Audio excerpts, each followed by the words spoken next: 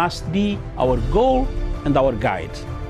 And all that we strive for as a human family, dignity and hope, progress and prosperity, depends on peace. But peace depends on us.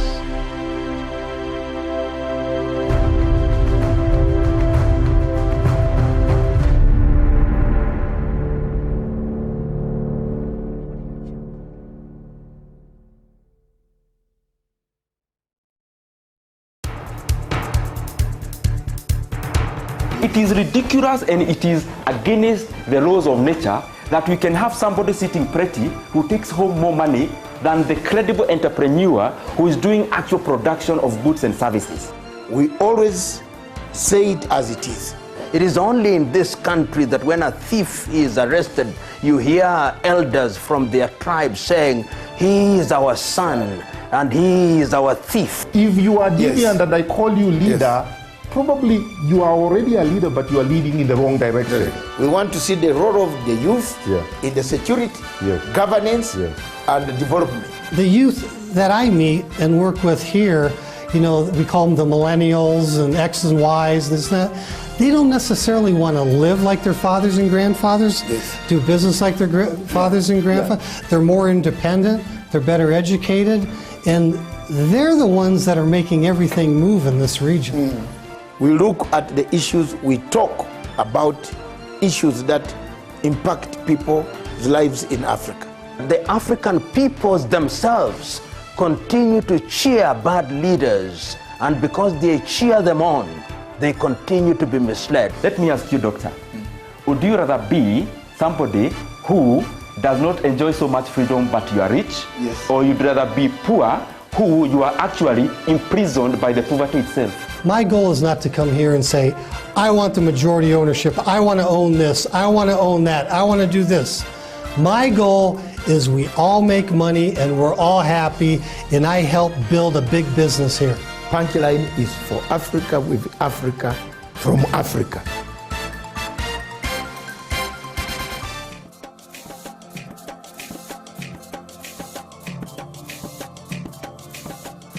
We discuss Africa. We see what ails Africa. And today, this afternoon, we want to see whether Sudan will permanently remain a sick child of Africa. Is it a permanent sickness? Can we resolve the issues of Southern Sudan?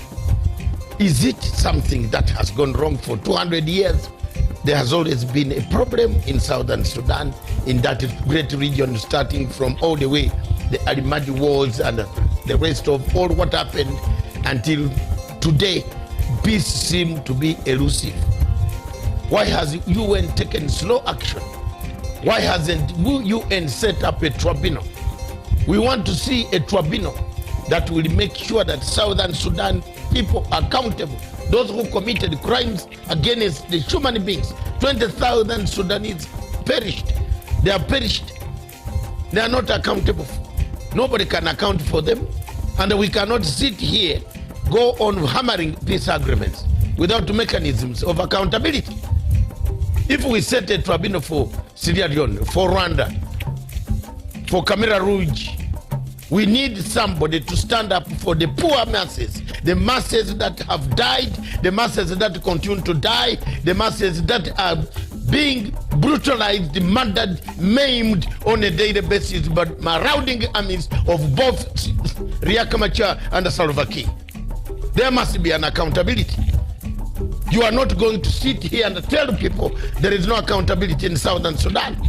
There must be a tribunal. Why do we run to harass countries of Kenya, put ICC on Kenya, put ICC on this country, put ICC on Central African Republic?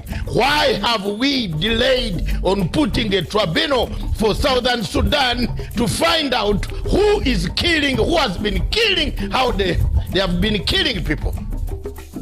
Let me speak for the people in Southern Sudan, the women, the children who have not gone to school, the children who have no medicine, the children who have nothing, who have been running since 2013, and the war cannot end because of two people. Let them face the tribunal. I'm not going to keep quiet as a Pan-African to see Southern Sudan being maimed, being tortured, being cut, dismembered, and we keep quiet and watch people vote images of people, of malcontents singing to us in Uganda, in Kenya, in Ethiopia, in South Africa, telling us they have money. Let them face the international tribunal and tell the tribunal who gave them the guns, where they buying them, how they were killing people. Enough of is enough. Enough is enough for Africa. We have had enough. There is no need of that anymore. Enough is enough. And if people have died, they will not cry. We people who are left on planet Earth must cry for them. We must find justice for them. We must make sure that there are leaders who go on bragging on television stations all over the world who are accountable. They must be behind bars.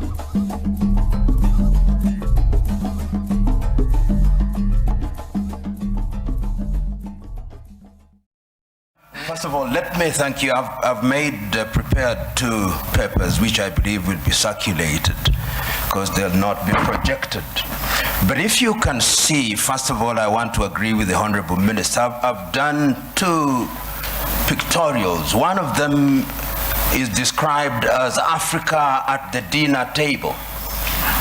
And if you look at Africa at the dinner table, Africa is on a plate and it is meat. And the diners at the dinner table are France, the United Kingdom, the United States, the European Union, the Chinese, and progressively the Arabs. And my second picture is the African hotspots. It's not visible from there. But if you look at Africa today and you make a clean sweep with your mind, there are different conflicts of different intensity in Somalia, in northern Mauritania, in northern Mali, in Central African Republic, Democratic Republic of Congo, Guinea-Bissau, in the Cameroons, in South Sudan, and one can go on and on. And there is a sense in which Africa has always been alive to the question of interference. I will refer this audience, particularly those who are starting, to take time and read the 32 odd speeches that were made in the month of May 1963 by the then heads of states and government of independent African states, the 32 of them. And there are 2 speeches that I want to isolate for this presentation. One was by David Dacko of Central African Republic. And in thanking Emperor Haile Selassie and Kwame Nkrumah on that day, he said that we must never forget that the colonial power has not left us. We must recognize that he did not go willingly. And if we don't check them, they'll come back again. And what would little Central African Republic do against them? Today, he is right. Today, if we remember the activities of France and how they propped up the regime of Jean-Bedel Bokassa, he was right. Today, as the Honorable Minister has indicated, Africa remains the only continent in the world that is referred to in these terms, Anglophone, to mean that we are a sphere of our erstwhile colonizers. About 2 weeks ago, there was a meeting of the Commonwealth in London, England. And a friend of mine who is an Anglophile sent me the photographs very gleefully, saying this is a meeting of 53 equal states. I told him, no. If it was so, why is it that the leadership of the Commonwealth is hereditary rather than rotational? In other words, in the minds of the British, her former colonies are still under her tutelage. And I want to submit to us that in the minds of what I'll call the conceptual West, they think they have a divine duty to instruct Africans what to do. True. And in the minds of many African leaders, they think that they have a divine duty to accept what they are told. That, in my view, is what the Honorable Minister was talking about, the mindset. And this is something that has been examined. We have seen France and its very pernicious presence in Africa. We know what they did in Burkina Faso against Thomas Sankara. We know what they did in Mali or the Sudan against Modibo Keita or against Sekou Touré in Guinea. Pernicious to the core. The Portuguese, we know what battles had to be fought in that area. And let me put this very bluntly. When the former leader of Portugal, Marcelo Caetano, was asked, why can you not allow the colonies to gain independence? This is what he said in substance. As I have examined world history over the years, the following have emerged. That the Caucasians have been responsible for monumental discoveries in the development of man. So have the Chinese, so have the Arabs. But the Africans have been responsible for nothing. They are only fit as hewers of wood and drawers of water.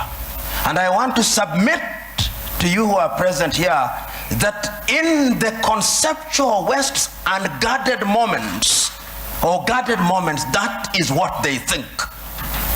And that is how they relate to Africa. So the whole idea that they will interfere is something that they think is their God-given duty. I said there were two speeches in 1963 that I wanted to refer to. I referred to David Dako. The second one was the speech by Kwame Nkrumah. And Kwame provided the solution. He did not complain about colonialism. He said, we must live here with one army, with one command. We must live here with one currency. We must live here with one currency, one country. I do not know where its capital will be, but I suggest Leopoldville or Bangui. Other leaders may have their thoughts. Kwame was right, but who listened to him? Several years down the line, and I've said it in my paper, there were coup d'etats which were engineered, there were mutinies which were engineered, and other forms of destabilization. And I want to believe that the person who actually said it very well in the 1980s was the former American President Ronald Reagan. He said, the United States of America does what is in her best interest. And I agree with him. Does Africa?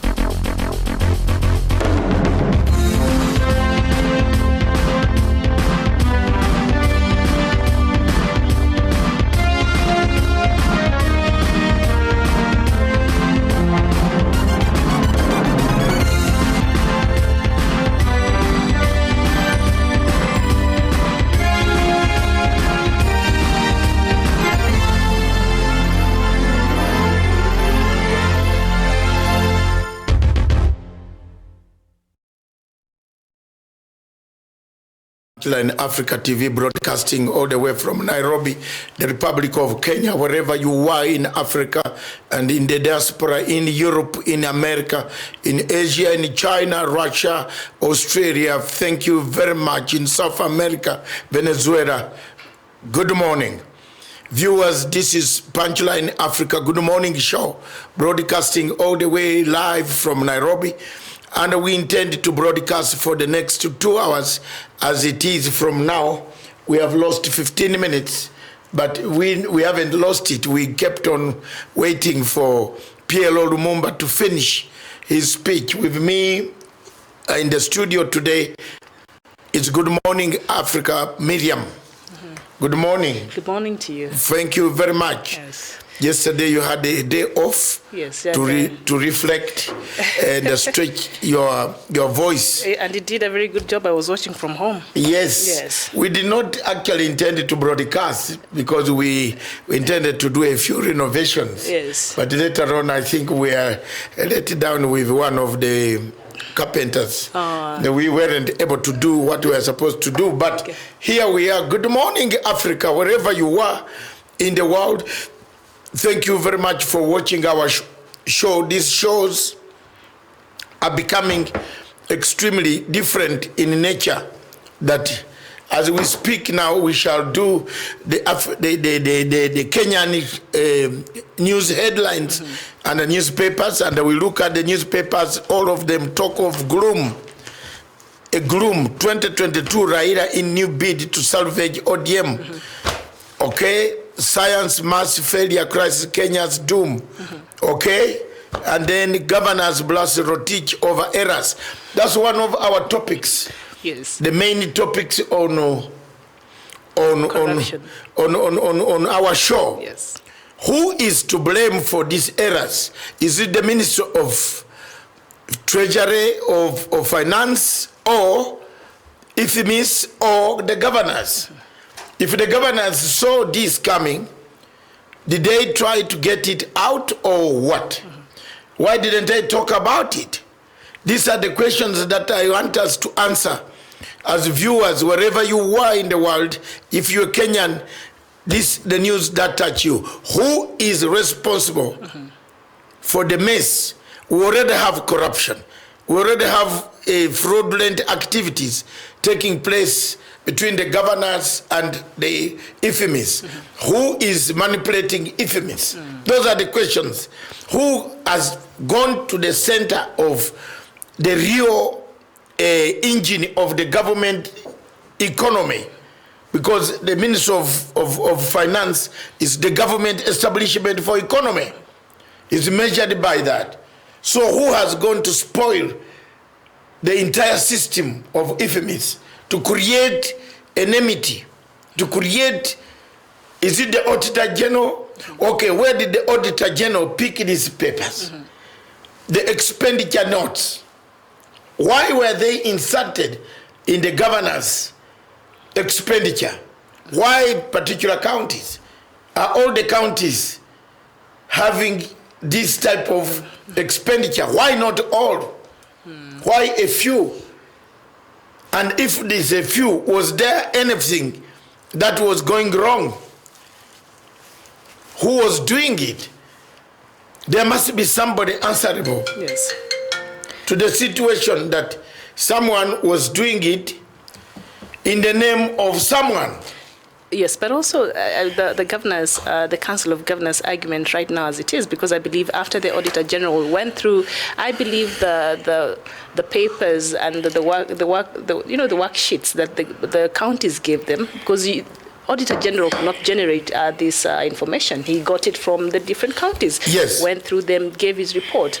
But now it is at this point that they are supposed to produce the report to the Senate, that they're noticing these problems. Why is it that they did not raise these issues with Treasury earlier on, if at all? Because you're supposed to go through the whole thing and then raise issues if you find that it has a problem. Why is it that now it's out there? It's the audit is being tabled and now it's made public.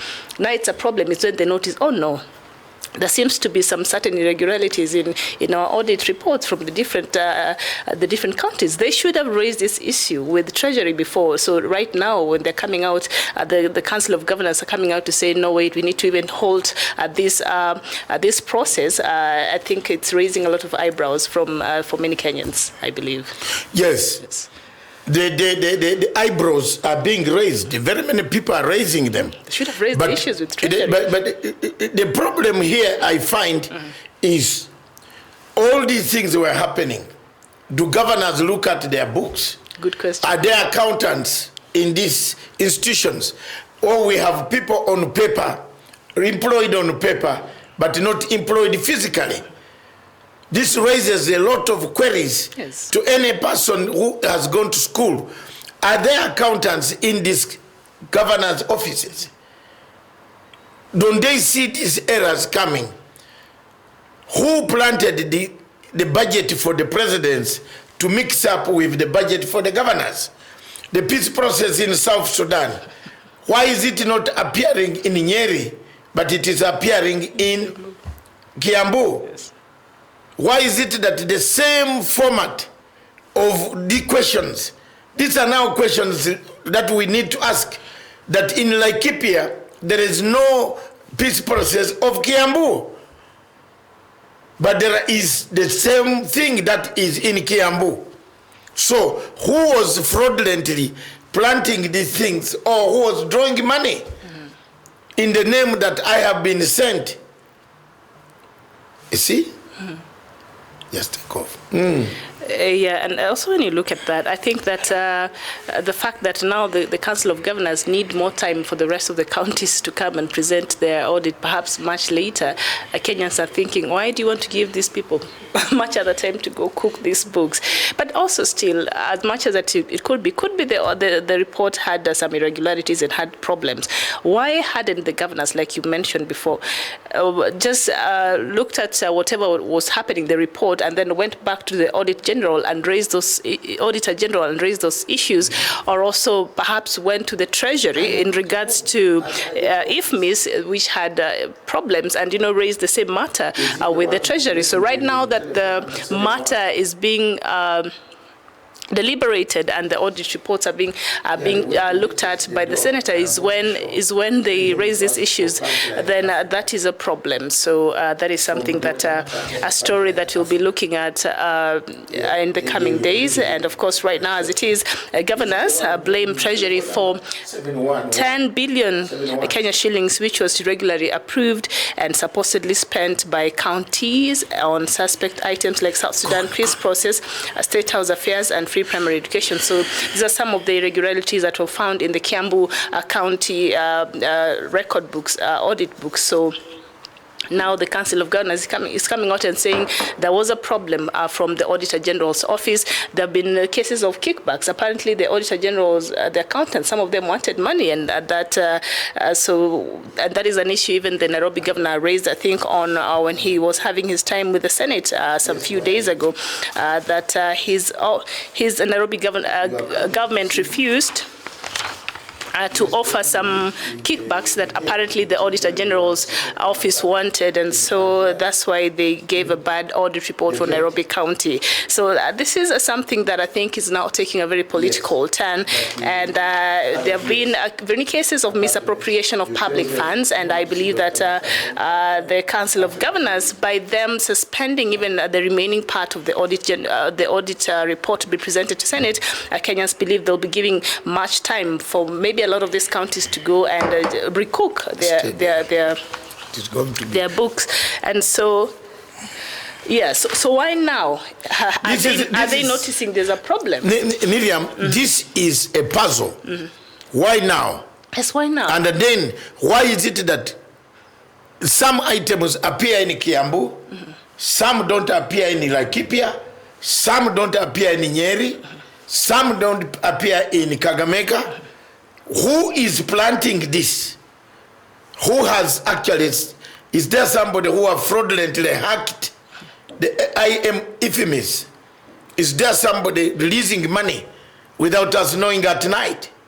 Do we have hackers entering to malfunction the government institutions? These are the serious questions. Who is right? The Auditor General himself, Dr. Uko, a very well organized man, whom I respect so much. I don't know why he cannot come out to streamline, say this is the document we got from the accounts department of the governors, because they were not doing things without those documents. What we call qualified accounts is what is projected. They might not be the final position. Qualified accounts. Auditors produce what we call qualified reports.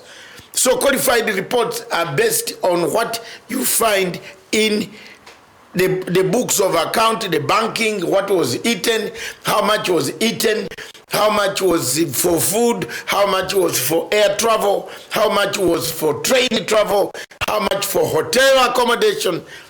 all this, if you are doing a corporate organization, like some of us, we used to be chairman of organizations, you must deal with the auditors such that you can have a very serious, takeoff. Yes. Yes, so yeah, very, very much true. And so even with that, I think let's just look at the Star, and also it carries out this story about the same. Now, Governor Stan hit on Treasury over bizarre payments. We know we'd want to believe that whatever Treasury. Let me just look at get that page and just read a part of that. And the Star says governors have blamed the National Treasury for the bizarre expenditure indicated in their financial statements. The Council of Governors says the items captured were not in the approved budget, and the governors have formed a multi-stakeholder technical committee to unravel the spending puzzle. It is chaired by, of course, the Controller of Budget and comprises of the Council of Governors and the National Treasury and the Auditor General. So now this committee has been formed, and they want to look into this. They're calling them, they even have a name for it right now, the bizarre payments, that have been picked from the county's budget. I don't know whether you want me to still comment on this scuffle or this shame. This is a shame. So when the Council of Governors come out to say, oh no, the audit, the Senate process should stop when they're looking at the audit reports from the different counties to allow time so that the rest of the counties that have not presented their audit reports to perhaps go and look at whatever, if there's a problem with the audit reports. Do you think Kenyans thought, a lot of Kenyans I saw yesterday on social media thought, does Council of Governors now want to protect these governors who perhaps might have misappropriated public funds? We are heading there. Is it a cover-up? We are heading there. By them calling for the... There's a politics of protecting my brother in this country. The politics of protecting my friend in this country. So we have to be careful. As much as the errors raise a lot of concerns, there is also a tendency of everybody running to cover his own friend or institutions so that they are not blamed. So, as I told you much earlier, first of all, I want to tell you, President Uhuru Kenyatta faces a very big challenge. A challenge of how his government is operating on two-sided avenues. There is a deputy president on the one side who seems to be making instructions to do certain things, and there is himself. So that gap is very wide, and let's not. I am happy that at times people who handle President Uhuru Kenyatta think they watch this TV, and most of the things that I have said, thank you very much, Mr. President, for doing them. I told you the other time there is a problem of a spokesman. Yes. Here, I think I wanted yesterday for you to be here so that you can congratulate me for having cited part of what Jubilee government has. The problem of Jubilee government since 2013 was spokesmanship, communication strategy. They have never had a communication strategy. Never. Some of us have come in to help them on a communication strategy. You had Manoa talks with one mouth the other side and the other one. You had Mr. Kiraithi, is it Kiraithi? Yes. Speaks Eric. He speaks the way he wants. And he doesn't even, you know, people don't tell the truth about what the government has done. There is nobody communicating the government things. Huduma number. Look at the mess.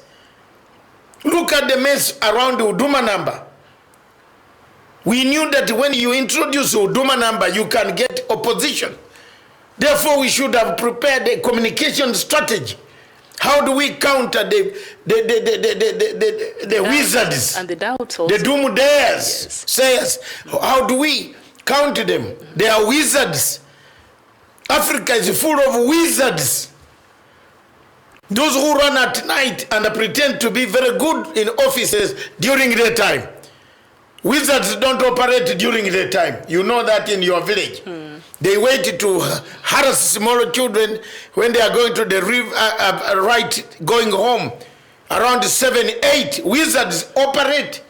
We should have put there a team that counters the negativity surrounding the Huduma Center, Huduma number.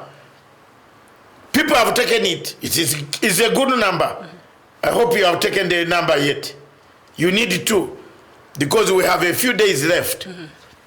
If people have not taken, you better do them. It's free.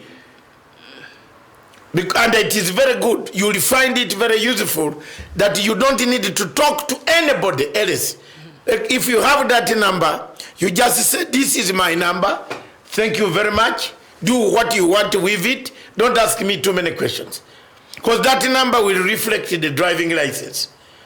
Does X Matanga have a driving license? Does he have insurance? The number will reflect. That's what we need the data for. The man does not need, you don't need to go and lock me in a police station when I'm actually innocent. You can give me a producer. Like what happens in Rwanda. I will appear on Monday. Because my number is in the system.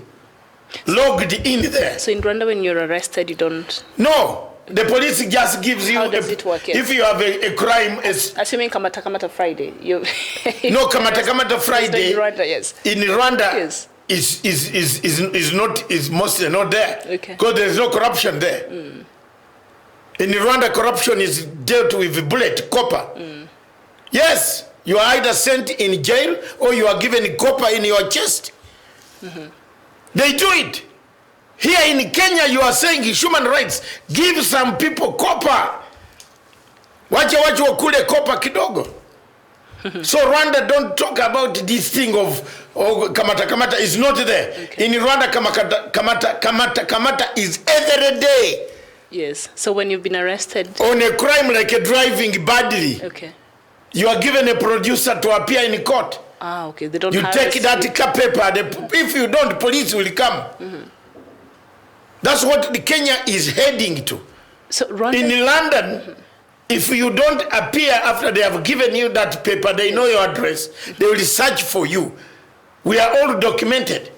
Yes. All of us in London, we are documented. If the police stop me, I only need to tell them my CR number. Like me who lives in Croydon, in Surrey, not these small places. Yes, I'm Marco Tieno, you remember? Not these small nooks around London, and then you come here and threaten people you live in London. Don't tell us about those small places. Tell us about Surrey. Okay.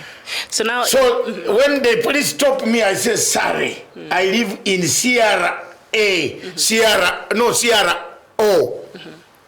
Surrey, S-U-R-R-E-Y. Then the police will say, yes, Swansea, Oscar, Romeo, Oscar, this. Within about 2 minutes, or even 1 minute, he said, you will see police coming back to you to look at you. Yes. Whether you have marks. They ask. The machine is asking here, does he have a mark on the left? For me, like this is. Yes. Actually, this is one of the marks that the police always ask. This is my mark. That's why I decided myself to go for the eye identification. So you don't ask me many questions. I come out of the car, it is you. Yes. The eyes will tell him it is on the computer system. Yes. When I reach Heathrow Airport, he's here. Don't ask me too many questions, because that one you protect yourself. I'm not a criminal. Don't ask me too many questions. And if I'm a criminal, they will call me. It will show you. Right now, these eyes are there. Britain will call, say there is this guy is somewhere. He's not here. They know. Huduma number is very useful, but you can go ahead to protect yourself. You know why people want eye identification? It helps you that you are not on the scene. Somebody will say you went to Miriam's house for burglary. Yes. I was not there. The DNA will show I was not there. I was miles and miles away. They're able to collaborate. Yes. So Kenya did not do a PR, yes, a better sensitization on Huduma number. Yes, that one the government failed on. Yes, and Kiraithi was supposed to do a PR. Tell people what it is. Sensitize people. You have a department and you have money allocated to you. It's not a joke. And let's not tell a lie here that there is no money allocated to these departments for doing a sensitization exercise. But all what people do, they end up in hotels, somewhere in Mombasa, somewhere in Nakuru. They tell even the former girlfriend he had 5 years ago we have got a chance now today. Arrive, get on a flight number, kill someone, you know, and they book their girlfriends on cheaper flight. I don't know why girls have cheapened themselves to be booked on a cheaper flight. Why don't I be, if you are calling me after 5 years, you never saw me, I've moved on. Book me on Kenya Airways, business class. Raise your status. Some of them don't raise the status, Miriam. They're listening out there. I'm sure they're getting you. No, let's get this thing. Raise your status, girls. They heard that. Yes. So now Rwanda seems to be a country in Africa that is leading in terms of social contract that we keep talking about here. Because in Rwanda, you just can't get away with certain things. The information and the level of discipline that the government has instilled in its citizens, they feel they're part of that country and they contribute toward a better Rwanda. How can we even do that here in Kenya and make people understand, as much as the government has its part in improving our lives as a citizen of this country, we also have a part to play to see that we have a better Kenya? How can we instill that patriotism? Patriotism in Kenya got lost. Yes. It died. Unfortunately, yes. It died when Baba Miliki father was here. You know, Miliki father instilled a lot of patriotism. Yes, there was. Yes, people were singing. People were singing national anthem. Do people sing national anthem today? Do people sing national anthem? Go to primary school. Go to university, stand up with the students abruptly, say sing national anthem. They will say bring police band. A loyalty pledge. Yes. Bring a police band. Yes, things have changed. They don't even know the first stanza of the national anthem. I know the national anthem despite the fact that Museveni has chased me away not to live where I should be practicing. I can sing it. Oh, Uganda. Yes, we lay our... You know, you go on. Have you forgotten? United, free for liberty, together we always stand. Is that the first or the last stanza? That's the first. Oh, Uganda, the land of freedom. Our neighbors, our what, yes. All those. We lay our future in their hands. United, free for liberty, together we always stand. That's good. If I go to Britain, yes. I sing it. The Queen. Bless the King. Yes. That's the first thing you can sing before you are given you can't have nationality, yes. any sitting there. Since 1987, you tell people you don't know how to sing the Queen. God bless the King, yes. And it is very good. Some of these national anthems are very good. I like the one of Kenya. Yes, ours is a prayer sort of. Yes, and then I like the one of Zimbabwe. Yes. The Zimbabwe one, I can sing it. Can you see? At the South African one? Yes, it is. They are almost similar with that of Britain. The South African almost became like an African thing. Yes. Anthem, yes. And do people really take time to understand why even our forefathers and the drafters of even the national anthems took their time to make sure some words even appeared there? The meaning, the deep meaning that, some of these national anthems have. Miriam, we have a problem. The current generation today does not think of itself because of the social contract, the breakdown in the social contract, the mix-up that you see. A legacy. Shall we leave a legacy?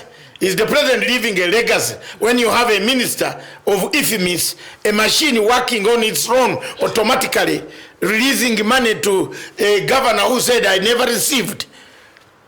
There's a problem. Yes, a governor who is spending money on South Sudan rebels. Because we don't know whom he was writing to. Were they rebels? It has not been confirmed, but he came out to really dispute the South Sudan money, 58 million Kenya shillings that the Kiambu County used for South Sudan peace. That every Kenyan was shocked, but of course the Kiambu governor, Mr. Waititu, came out to say no, he meant something in Juja. Did he say that, or that was just a meme on social media? But he disputed that. But no, the problem with the governor, I told you the problem with this governor. Waititu is very patriotic, because Waititu, at least on Rule 68, we all went to The Hague. I told you the story. Yes. And Waititu found me talking to Besuda. I had confronted her that, why are you not compensating my money? Because I paid $720,000 US for the lawyers for me to rescue me. That's why I'm poor. Nobody has ever paid me back this money. They don't know what I went through. People in Kenya just play with me. Another one hates me. When he hears my name, he hates me. I paid $720,000 US at that time to rescue my name. My advocate called Chief Taku is in that court today. He's defending another Ugandan. He's a senior counsel for Africa, in charge of all lawyers in Africa. He will not tell a lie. I paid him money in order for me to survive, to stand for me. ICC was supposed to compensate me. So when I saw the chance with Besuda, I stood to her and said, why did you object to my compensation? You arrested me illegally. You said I had done a mistake. Now you found out that Maina Kabutu, OTP4, is a liar. You also agreed. Why are you not compensating me? Then you say you have no case with Matanga, but you had spoiled my life. So Waititu comes towards us to listen.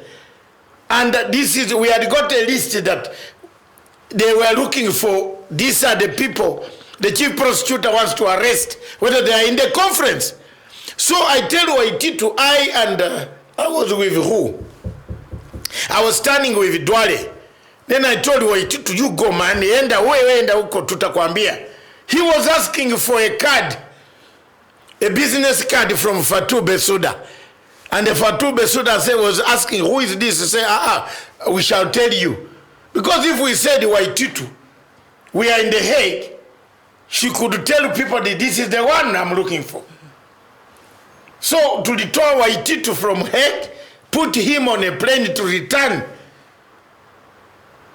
That's why they still have 782 euros of mine, of lunch, which I did not buy willingly.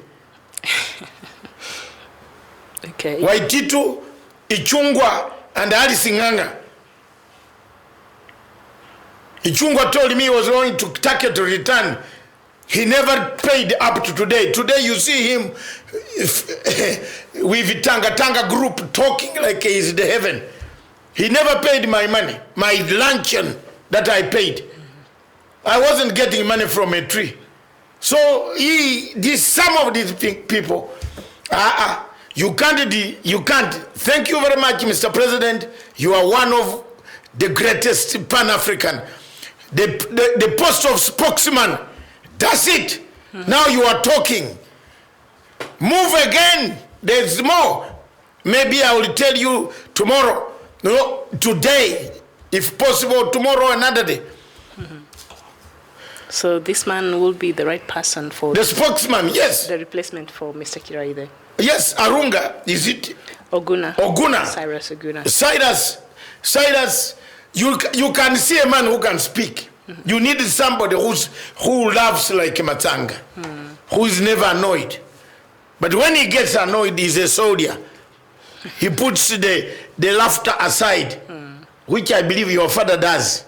You can play with him, but not beyond the level. Yes. He will tell you was cross here, and that's it.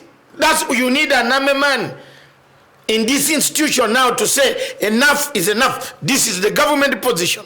Huduma number is very important for the government. We need somebody to go to national television and say that. Yes. Hello. Once you say that, every Kenyan will wake up, stand up, run from hospital to go and register. But this man, Kiraithe, you find him in a hotel in Mombasa all the time. Does he live in that hotel? I don't want to spoil the business of that hotel. Huh? All right. So does he communicate? This is the right guy. He has done masters. He will come for a few international approaches from me. We can polish him on international approach. You need a man who knows a Eurobond. What is a Eurobond? He has a master's, I'm sure. Yes, no, he has a master's, but he's reading international relations. You can have masters, but when you don't know what a Eurobond is, you might think it's a big loaf. Like someone, I don't want to annoy you, yes, who went to Kisumu and told the people the loaf has been eaten. Baba, he was saying there is a big loaf that has been cut in the middle by Uhuru and Ruto. There was no loaf. A Eurobond is exchange of documents. It's a bond. How heavy is your financial position? It's bought in stock exchanges. You need a guy like Cyrus, vast in intelligence gathering mechanisms. With a proper understanding. Who comes with intelligence gathering mechanisms. Not hili watu wenye unamuuliza hata barabara ya Eurobond iko wapi, anafikiri iko Kirinyaga, like Itumbi. Tumbi anafikiri iko Kirinyaga. It's not in Kirinyaga. He was on KTN asked about the Eurobond. You saw what he answered? What did he answer? The answers he gave were not very satisfactory. Not even, it was not there. He didn't know. Because the government lied. And now the Director General, Auditor General, comes and says there was no money lost. The government at that time needed to specifically do what I did for them by saying there was no money lost. This money might have come like a plane landing. Then it lands, the fuel is too heavy, it takes off. So they brought the money into the economy, then they hammered it. It was stolen. Yes. Okay.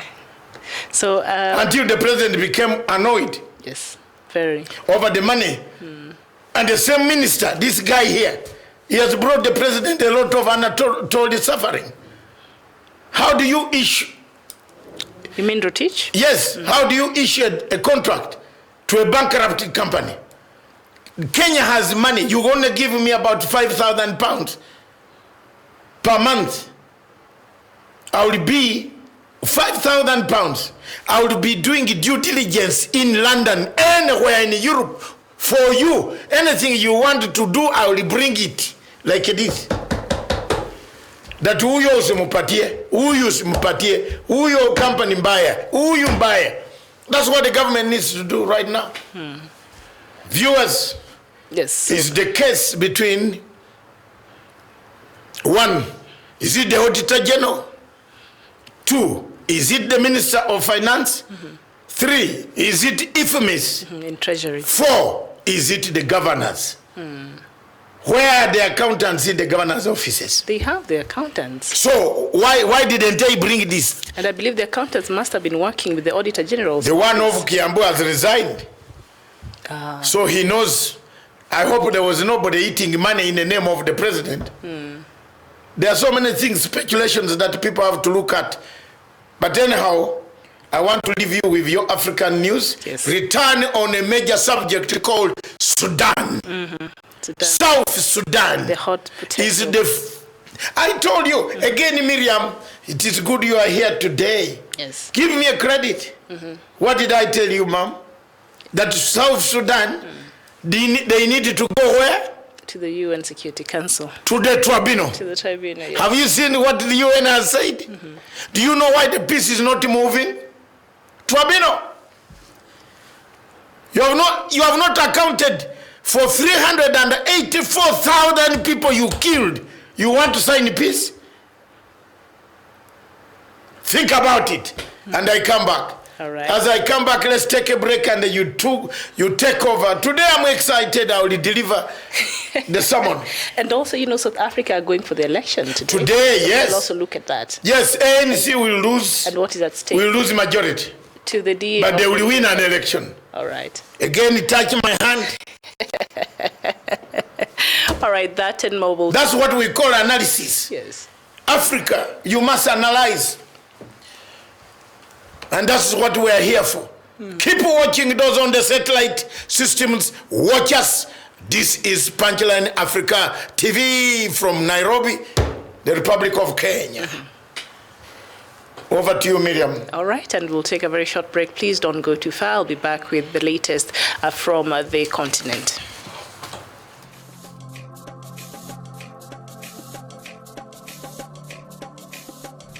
Our ambassador to the United Nations, Nikki Haley, laid out a clear agenda for reform, but despite reported and repeated warnings, no action at all was taken. So the United States took the only responsible course. We withdrew from the Human Rights Council, and we will not return until real reform is enacted. For similar reasons, the United States will provide no support in recognition to the International Criminal Court. As far as America is concerned, the ICC has no jurisdiction, no legitimacy, and no authority. The ICC claims near universal jurisdiction over the citizens of every country, violating all principles of justice, fairness, and due process. We will never surrender America's sovereignty to an unelected, unaccountable global bureaucracy. Trump's decision to come out of ICC, which is International Criminal Court, sends a lot of signals and a lot of happiness to some of us. From time of the inception of ICC, David Matanga and others, I want to thank David Hoyle, my professor, Professor Hoyle in London. Thank you very much for mentoring me to stand firm to discuss the African question on the ICC. It is very important, therefore, for the people of Africa to understand that while you rejoice, while you want to hate Trump, Trump has made it very clear that globalization is not part of his agenda. America is governed by Americans. We reject the ideology of globalism, and we embrace the doctrine of patriotism. Around the world, responsible nations must defend against threats to sovereignty, not just from global governments, but also from other new forms of coercion and domination. In America, we believe strongly in energy security for ourselves and for our allies. Today, as we speak, this nation cannot be the same. This nation is paralyzed. This nation needs serious redemption, needs the building of bridges. As a result of the ICC, the anger that was flowing from one end to the other created a problem that we see here, but people don't want to admit. People wait in Africa. Trump is correct. Let's wake up. Let's have a rebirth that delivers to hopes so that our people don't perish in the Mediterranean Sea. A rebirth that will bring about peaceful resolution of conflicts, like the conflicts that occur in South Sudan between Riek Machar and Salva Kiir. These conflicts don't give us any hope. These conflicts don't give us anything that is yearned for. These conflicts are a pity to Africa. We are lulled into the ICC in 1998 by Kofi Annan. America rejected ICC, stood firm and said, we can give you the money, but we shall not ratify for you because we have institutions. We have failed our own judiciary systems, but we want to be judged by another judiciary system which has no jury, it has no evidence, it has no separation of powers between the chief prosecutor and the investigative arm, and then with the prosecuting arm. That's the Africa we have.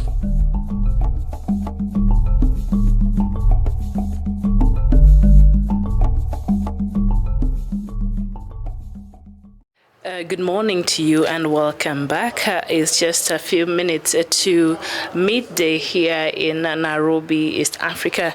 And now this is the latest from what is coming from the continent this morning. And we start with Sudan. And the African Union and the United Nations say they are supporting a civilian-led transitional government in Sudan following last month's overthrow of President Omar al-Bashir.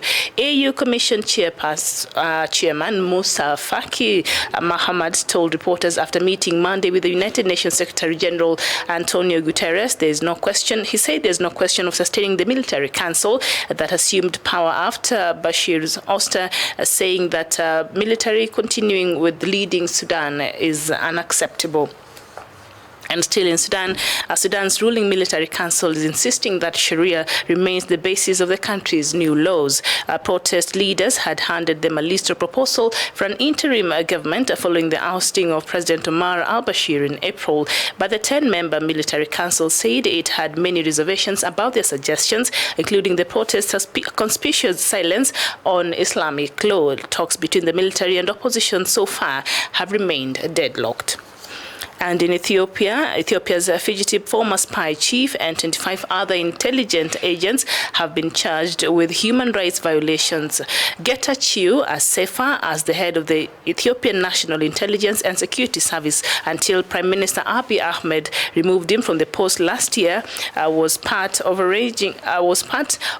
Abiy's ranging reforms. And now Mr. Getachew, along with 4 others, defendants, will be tried in absentia in an Ethiopian court. The AFP news agency has confirmed. And in Equatorial Guinea's Minister of Presidential Security and half-brother of the head of state, Antonio Nguema, died Monday in South Africa after a long illness, Equatorial Guinea's presidency announced on Tuesday. And troops loyal to Libyan militia leader General Khalifa Haftar say they have shot down a warplane and captured its pilot, whom they allege is a foreign mercenary. Images and videos posted on social media purportedly show the pilot in blood-splattered clothes and with an apparent wound on the head. And 2 suspects of the murder of 2 UN experts investigating mass killings in the Democratic Republic of Congo fled prison on Monday night. A defense lawyer said on Tuesday that the duo Everest Ilungulumu and Shiaba Kanoa escaped from the Kananga Central Prison in central DRC, where they had been incarcerated. And we go to South Sudan, where a bushfire fund by gusty winds has gutted 4 villages in South Sudan's western Bahr el Ghazal region, killing 33 people, the president's spokesperson said, adding that the toll was likely to rise. And we go to Mozambique, where now Mozambique has decided to set up a special academic calendar for students affected by Cyclone Kenneth, which hit the northern provinces of Cabo Delgado and Nampula last month. And in Ambazonia, the United Nations has warned Cameroon's government that it needs to act fast if it is to deal with the crisis of violence in various parts of the country, calling violations by security forces unlawful and counterproductive. The United Nations Human Rights High Commissioner held talks with President Paul Biya and the government officials, political parties and civil society leaders over the Anglophone crisis. And in Ghana, a separatist group in Ghana say they will declare an independent state on Thursday if the national government fails to release some of its leaders arrested on Sunday. The Homeland Study Group Foundation wants to form a new country called Western Togoland, comprising of parts of northern Ghana plus the Volta region. The 9 people arrested could be charged with treason and face the death penalty if found guilty. And in Benin, a number of soldiers remain stationed outside the house of Benin's former President Thomas Boni Yayi in Cotonou. It comes days after deadly force was used against opposition protesters who had gathered close to his home. Their anger had been sparked by the exclusion of all opposition parties from parliamentary election on 28th of April, and the turnout was the lowest recorded in Benin, and it was only at 27%. And in Tanzania, a senior Tanzanian government official told Parliament on Monday that 4,160 public servants out of the 9,900 who the government sacked in 2017 over fake academic credentials have been reinstated. Mary Mwanjelwa, the Deputy Minister of State in the President's office responsible for public service and good governance, said the 4,160 public servants were recalled after it was established that they were wrongfully sacked. So that is that. But also today, of course, we have a special report, I think, on South Africa, and polls open today in South Africa, of course, and voters are going to elect lawmakers in a process that will ultimately lead to the choosing of a president by the next National Assembly. And so far, the vote is the 6th since the end of apartheid in 1994 and the adoption of democracy on the same day. There will be elections for provincial legislators across the country. So today, South Africans have gone for their elections, and this is the 6th since 1994 when, South Africa adopted democracy. And South Africa, of course, has 9 provinces, which are Limpopo, Gauteng, Free State, Northern Cape, Eastern Cape, Western Cape, KwaZulu-Natal, North and West, and Mpumalanga provinces. So just in a nutshell, what we expect in today's election, and as it stands out right now, the Parliament voted to, there's a very the land is a very emotive issue this year in South Africa's elections, and it is one of the determining factors. Remember, South Africa last year they started the land reforms the same way Zimbabwe did. They wanted to recapture majority of the land that was owned by very minority white farmers and give it back to South Africans.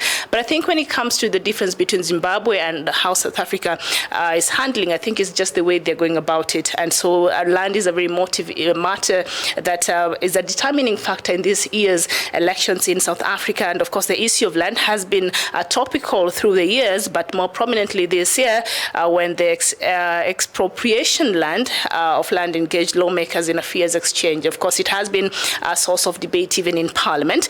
And as it stands now, the Parliament voted to expropriate land without compensation, with the ruling ANC and leftist party EFF voting strongly in favor, while the main opposition DA rejected the motion. So the ruling party ANC and of course the extremist, the leftist EFF that is led by Julius Malema, voted in Parliament to support government getting the land without recompensating the people who are having the land. Of course, the white minority, and of course the DA, which is the main opposition party, Democratic Alliance in South Africa, came out to strongly reject the motion, and this is because the DA is looked as a white people's party in South Africa. Sort of it leans towards the white population in South Africa. So that is that. And of course, anger over corruption, the faltering economy and land reform are key issues in, of course, this year's vote. And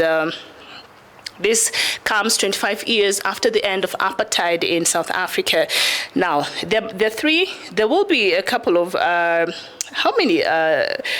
Like 48 parties, I believe, are participating in this year's elections in South Africa. But there are 3 major parties this year. And the first one is the African National Congress, of course, the ANC, which led the fight against apartheid and has governed the country since 1994, 25 years now. But its support has eroded as large inequalities have remained and have been experienced. And of course, ANC has been engulfed in a lot of corruption scandals from the previous president, Mr. Jacob Zuma, is still fighting corruption cases in courts, and even other ANC leaders have been taken to court since President Cyril Ramaphosa came to power. And so ANC has been the one in power since the end of apartheid, and it has ruled for 25 years. But also the Democratic Alliance, DA, a left-wing economic party, and also the Economic Freedom Fighters, the EFF, are providing main challenge. I remember in 2015, the DA appointed its first black leader. So the DA, as I mentioned before, it's predominantly considered like a white South African party, sort of. And so it is only until 2015 that actually it elected its first black leader. Yes, and his name is Mwamusi Maimane, to broaden its appeal and, of course, to improve the national standing by leading coalition victories in local government elections in metropolitan countries in Johannesburg the next year. So the DA, of course, when they elected their first leader, who was seen like a trophy leader, sort of, and this a lot of South Africans look at him as though he's not really representing the interests of the black South Africans, but he's been put there like a trophy, to appease the blacker, community and the blacker.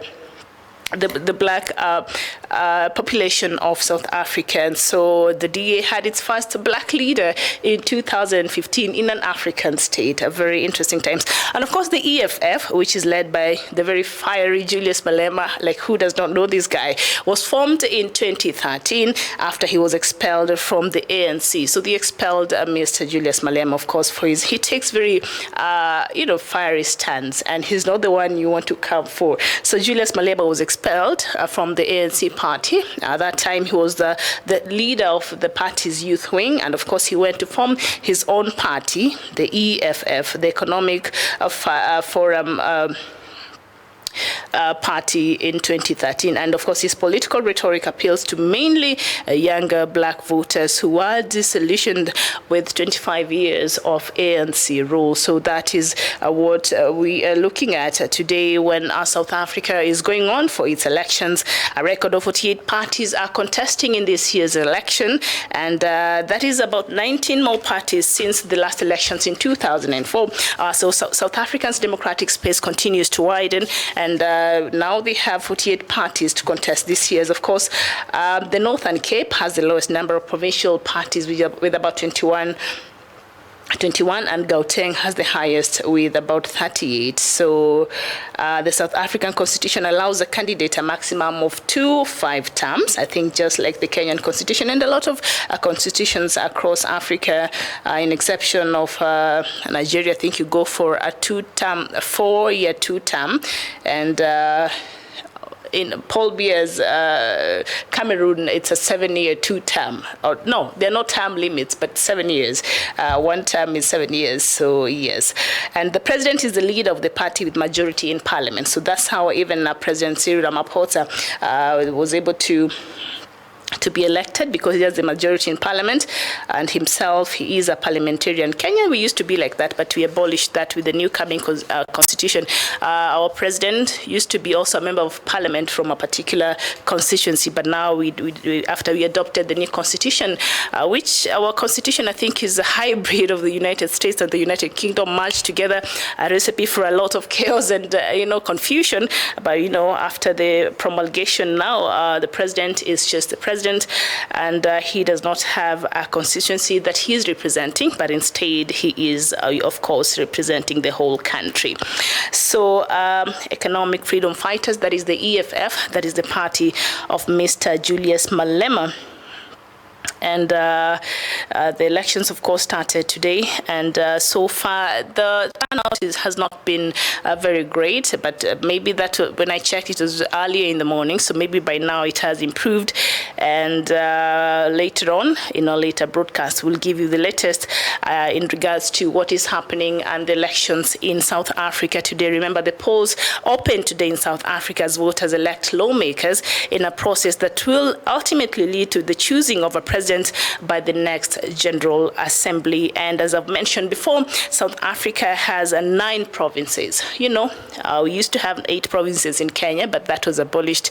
And so right now we have 47 counties. So South Africa has been divided into 9 provinces, which includes Limpopo, Gauteng, Free State, Northern Cape, Eastern Cape, Western Cape, KwaZulu-Natal, Northwest, and the Mpumalanga provinces. So yes, we will give you the latest as we continue to receive them from South Africa, and we will update you in what is really happening. And Bismarck Bura, thank you. You're saying Malema is a straightforward speaker and a leader. All right. So today he'll prove himself today in the polls and how much influence he has. It has been said that a lot of young South Africans really believe in his rhetoric, and he speaks his mind without. He does not have a filter. President Cyril Ramaphosa is more of a diplomatic person, but Malema has not been known to be like that. He's very fiery, speaks his mind, does not have a filter. So let's see how this year's elections will work out for him and his party, the EFF. And of course, I'll now take a very short break, and when we return, Dr. Matanga will be joining me on the set, and we'll continue with the rest of the show. So please do not go too far.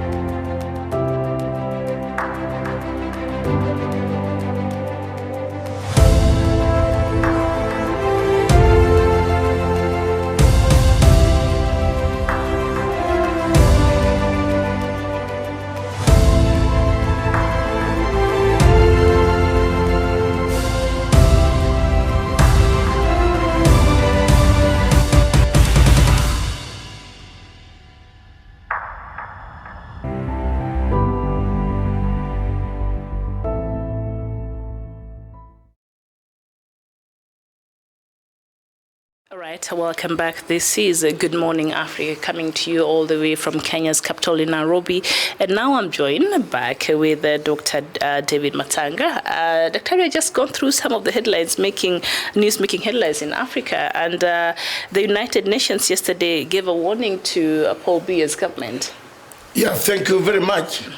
As I've said, the United Nations acts too late, comes too late, acts too late, does too little. And I've said that consistently as regards conflicts in the world.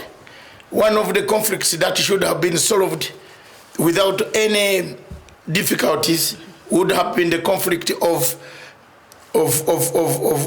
Cameroon, between the Cameroonian French-speaking and the Cameroonian English-speaking. These conflicts have produced quite a lot of difficulties for Africa and the world at large.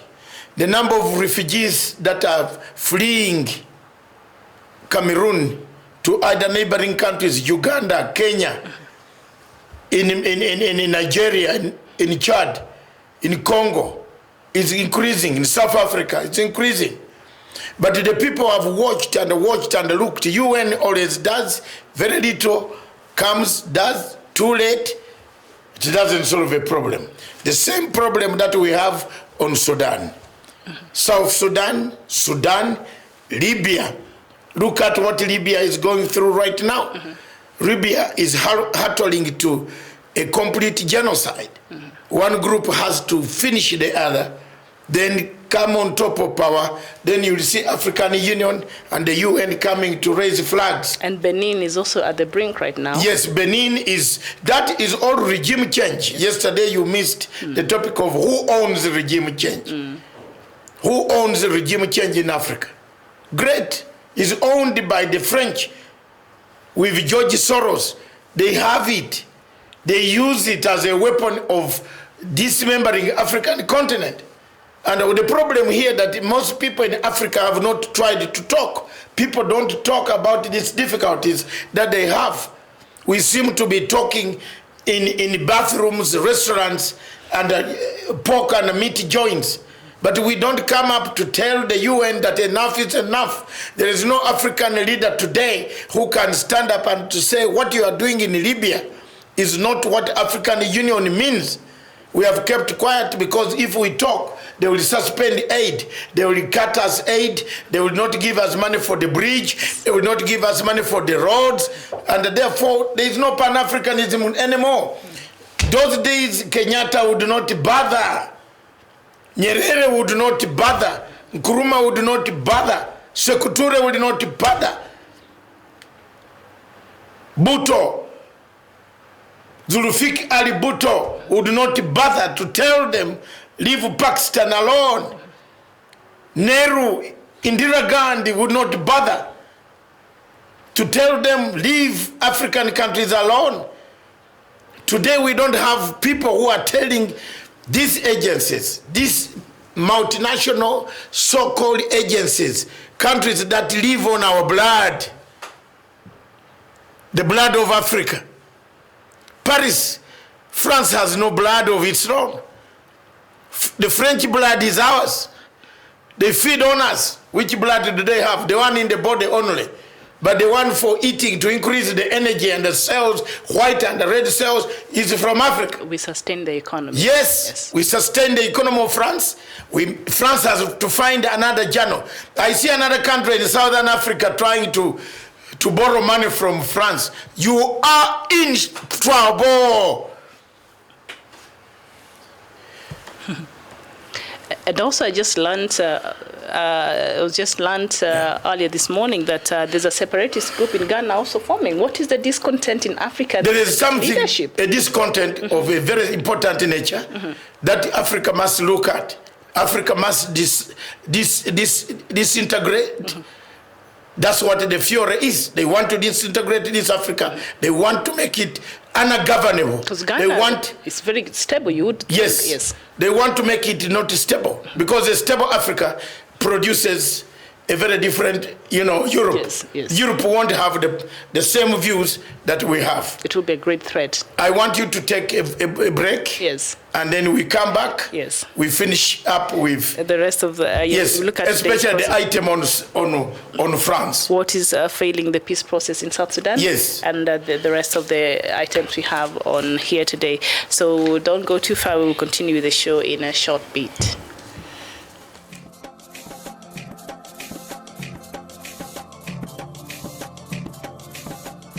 We discuss Africa.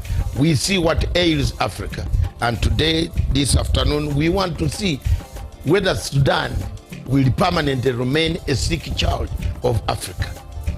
Is it a permanent sickness? Can we resolve the issues of Southern Sudan?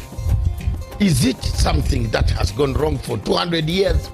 There has always been a problem in Southern Sudan, in that great region, starting from all the way the Alimadi Wars and the rest of all what happened until today. Peace seems to be elusive. Why has UN taken slow action? Why hasn't UN set up a tribunal? We want to see a tribunal that will make sure that Southern Sudan people are accountable. Those who committed crimes against the human beings. 20,000 Sudanese perished. They are perished. They are not accountable. Nobody can account for them. And we cannot sit here, go on hammering peace agreements without mechanisms of accountability. If we set a tribunal for Sierra Leone, for Rwanda, for Camera Rouge, We need somebody to stand up for the poor masses, the masses that have died, the masses that continue to die, the masses that are being brutalized, murdered, maimed on a daily basis by marauding armies of both Riek Machar and Salva Kiir. There must be an accountability. You are not going to sit here and tell people there is no accountability in Southern Sudan. There must be a tribunal. Why do we run to harass countries of Kenya, put ICC on Kenya, put ICC on this country, put ICC on Central African Republic? Why have we delayed on putting a tribunal for Southern Sudan to find out who is killing, who has been killing, how they have been killing people? Let me speak for the people in Southern Sudan, the women, the children who have not gone to school, the children who have no medicine, the children who have nothing, who have been running since 2013, and the war cannot end because of two people. Let them face the tribunal. I'm not going to keep quiet as a Pan-African to see Southern Sudan being maimed, being tortured, being cut, dismembered, and we keep quiet and watch people got images of people, of malcontents singing to us in Uganda, in Kenya, in Ethiopia, in South Africa, telling us they have money. Let them face the international tribunal and tell the tribunal who gave them the guns, where they buying them, how they were killing people. Enough of is enough. Enough is enough for Africa. We have had enough. There is no need of that anymore. Enough is enough. And if people have died, they will not cry. We people who are left on planet Earth must cry for them. We must find justice for them. We must make sure that there are leaders who go on bragging on television stations all over the world, who are accountable. They must be behind bars.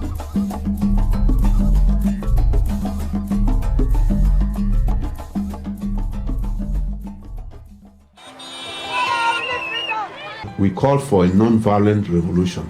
We call for a non-violent protest. We call for a non-violent march. This is what we are demonstrating to the world, and we have resisted Mr. Biya's army of occupation in our land, but this is a moment that we must continue to stand firm. Of this nation. Along with many other Cameroonians, many of you, as far back as the early 90s, and more frequently lately, I have insisted upon the imperative nature of genuine dialogue.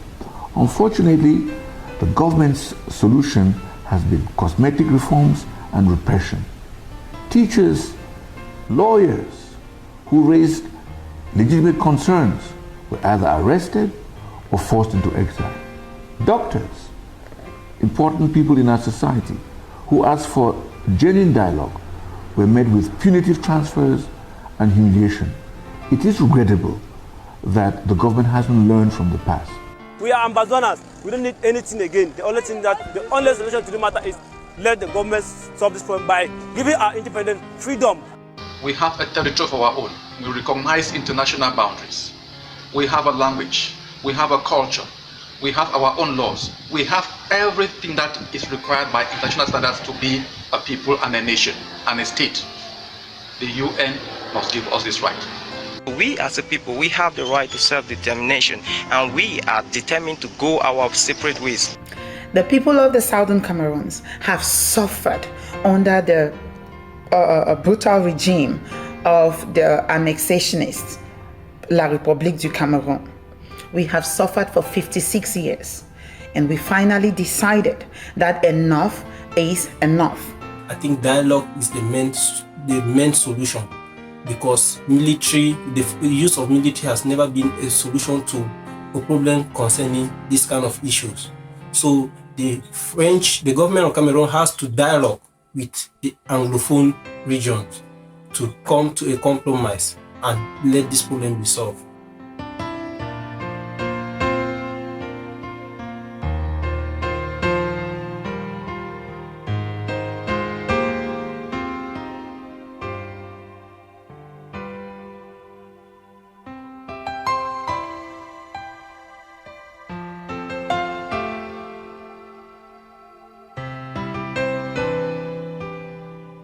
Now, we want to inform the whole world that the Southern Cameroonian prisoners of conscience in the jails of Yaoundé are on the second day of their declared hunger strike. Now, we want the entire world to know, because we are convinced that the regime in Yaoundé will be indifferent until they begin to die. While we encourage our brothers in this process, we also call on Southern Cameroonians to join them in a fasting, so that the whole world may know that we are a determined people. Self-determination cannot be effective without self-defense. We are opposed to violence. We are opposed to war. But if La République, if the UN should continue to dilly-dally as they are doing, and La République comes now to attack our people, they are forced, they are bound by the law of nature to defend themselves. Hail this land of glory, we the Amazonians pledge our loyalty.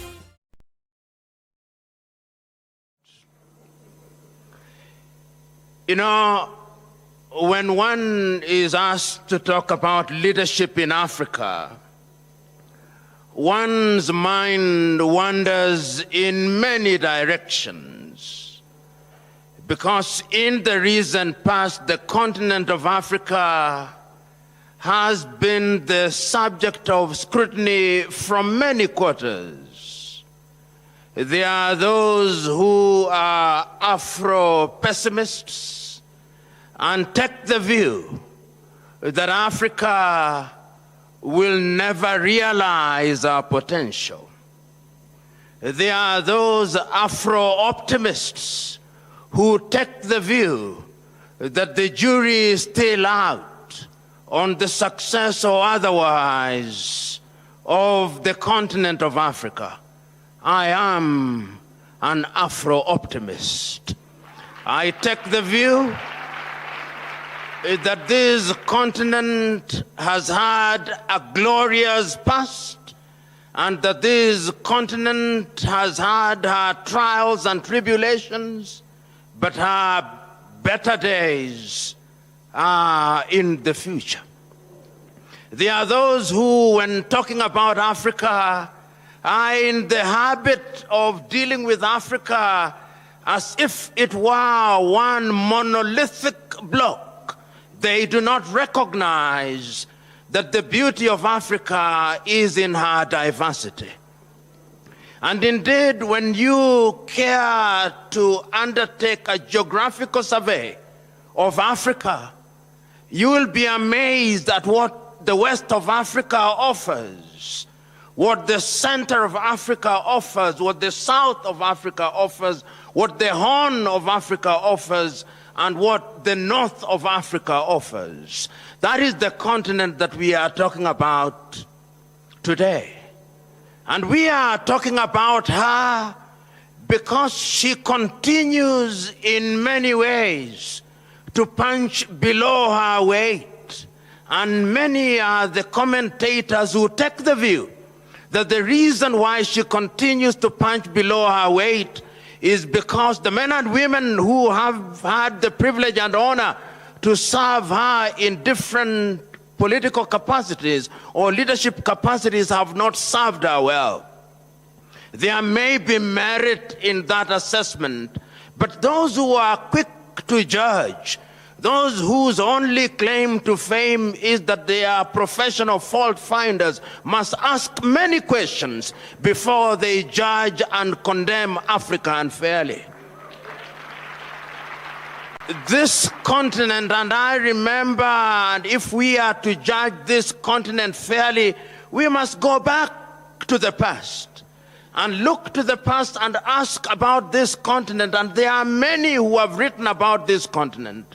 How many of you here will forget the great writings of Senegal's Anta Cheikh Diop, who has documented in many ways the glorious past of the continent of Africa, the great kingdoms in Africa. When Europe was still in the caves, Africans were building monuments. If they were not building them in the Ashanti Empire, they were building them in Monomotapa here in Zimbabwe. And there is a sense in which all those have been consigned to the Museum of History. And those who look at Africa see Africa as a scar on the conscience of humanity, not remembering that they were themselves co-authors of Africa's misfortunes.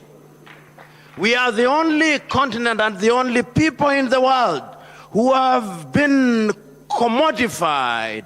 How many of you will remember that agrarian Europe had to commodify Africa in order to realize our level of development? At one time in those early days, we will remember, even as we talk about leadership, that half of the population of this continent was taken away. If they were not taken away from Ghana, which they then christened Gold Coast, they were taken away from Angola. If they were not taken away from Angola, they were taken away from Mozambique. If they were not taken from Mozambique, they were taken from Senegal. If the Arabs were not taking us, the Europeans were taking us. If the Europeans in their different tribes were not conquering us, they were stealing from us. Those are the realities that we don't talk about when we talk about this continent. And you know, if one cares to judge the African continent, one must be historically conscious. The oldest African country after we regained our independence from Greater Chief. And the question that we must ask ourselves, why is it that this continent finds ourselves in that space? If it is not Europe summoning us, it is the United States of America summoning us. Everybody is in the business of summoning us.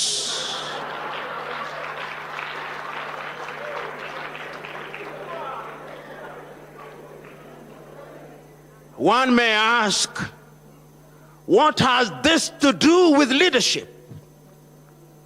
You know, I listened to the Chinese president speaking in eloquent Mandarin, saying how the relationship between Africa and China is a mutually beneficial relationship. He spoke about Africa as if it was one country. He did not remind himself, in my mind, that there are 55 countries in Africa, or 54 if you ask Morocco.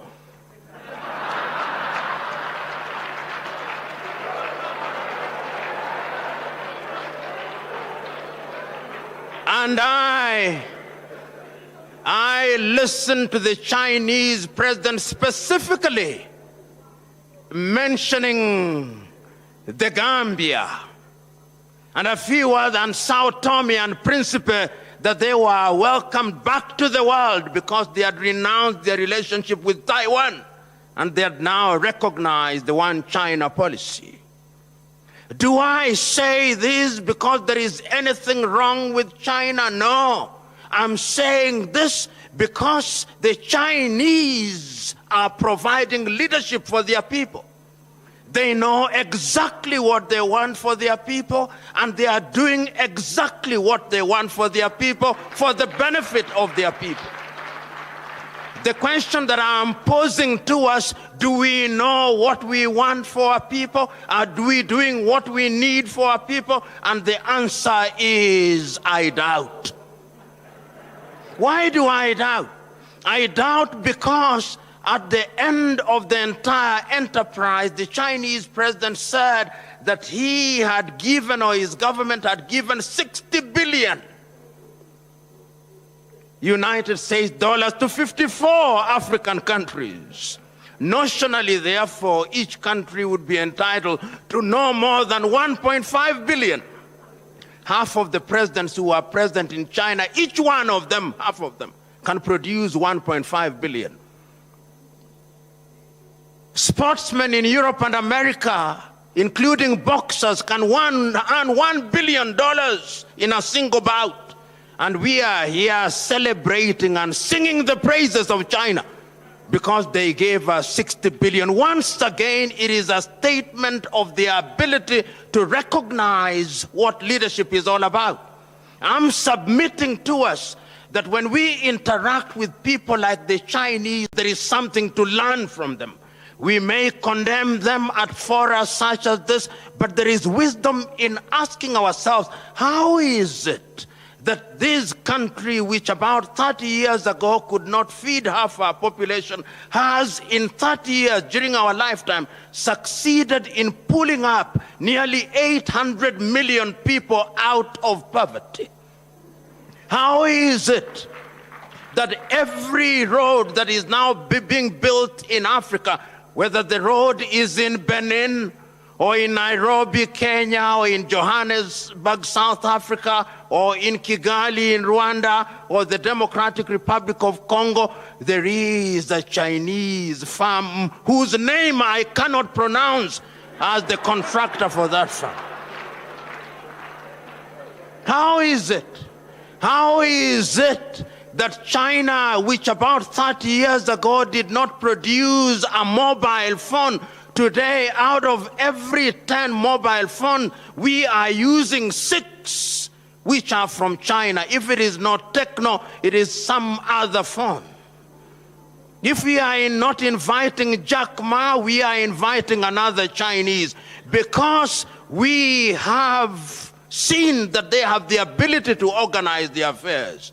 Some of us, particularly those of us who are in the middle class, our pride is that our child is learning Mandarin as a second language, not isiZulu, Mandarin. I fear, Bishop, that in the next few years, when they bring their children for baptism, and you ask them, how do you name this child? They'll say, Deng Xiaoping Simfiwe.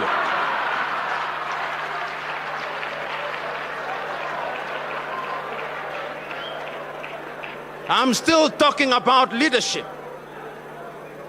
We have seen what leadership can do. Leadership has catapulted China to another completely different orbit.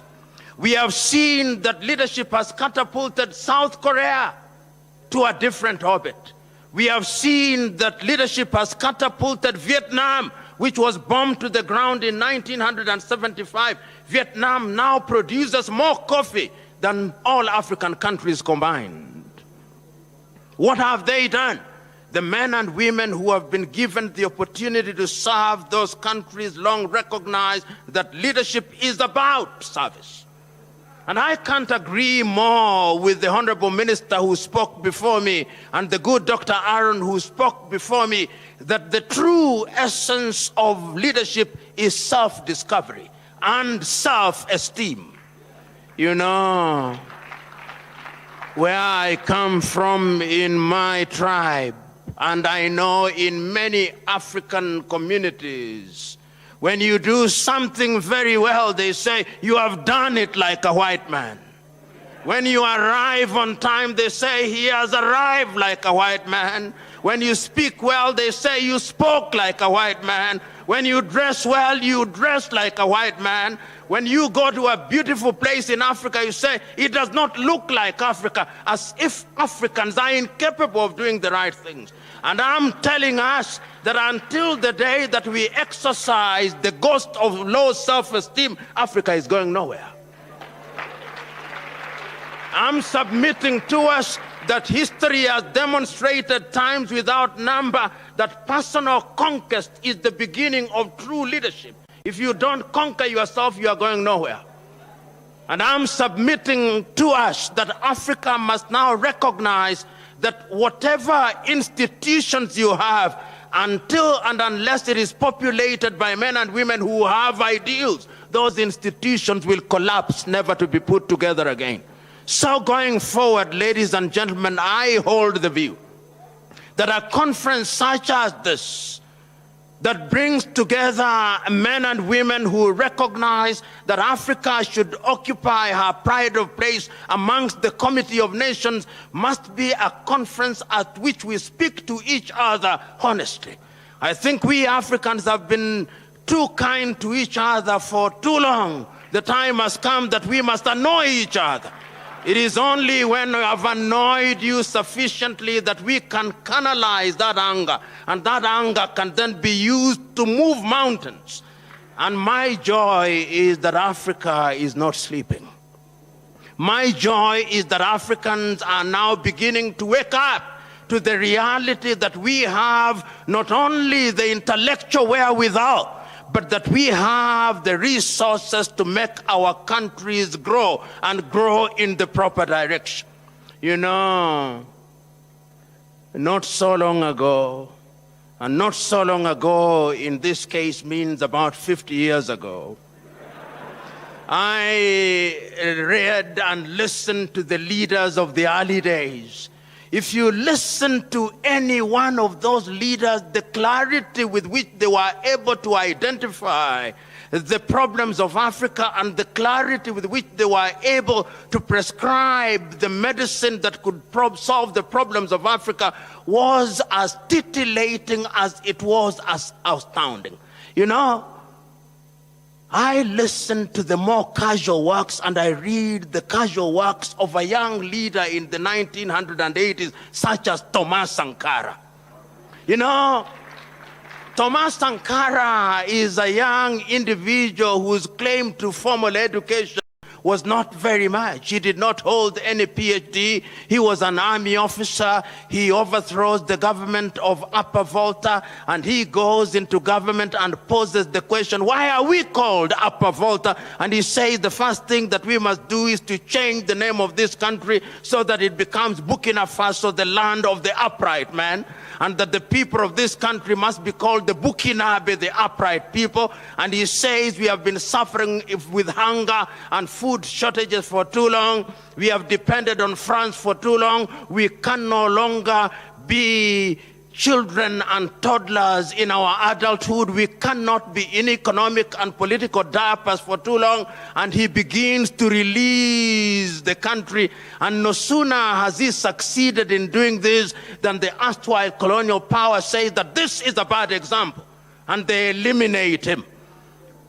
And not only Thomas Sankara.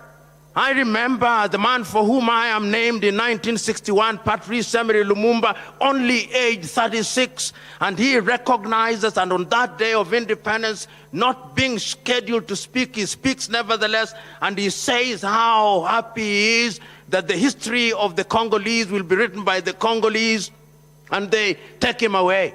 I listened to Ghana's Kwame Nkrumah saying that Africa cannot be free unless the whole of it is free. I look at the casual works of Bantu Stephen Biko. I listen to the casual works of Samora Moises Machel. I read the casual works of Modibo Keita in Mali. I look at the works of Agostino Neto, the works of Africans who are clear. And those of you who are alive, then you could see that the indices of development in Africa were moving up north. If it was not infant mortality that was beginning to be lowered, it was maternal mortality and crude death rates. Africa was moving. But remember that Charles Darwin is still right. In this jungle that we call the world is survival of the fittest and the dying of the least suitable. When we begin to rise as a people, there are those whose only claim to success is to put us down, to tell us, not in so many words, that we are children of a lesser God. It is our duty to tell them that we are not. And that is why we have forums such as this. You know, there are those who may say, and I'm one of them, that perhaps in Africa we hold too many seminars, that we hold too many conferences, that we hold too many colloquia. But I hold the view that these things must be repeated time and time again, so that if they are clear, they become even clearer. Is it not true that gold must be in the fire and the furnace before it is refined? Is it not true that Africa has men and women, the 1.2 billion of us, that we have the ability to catapult this continent to a higher level?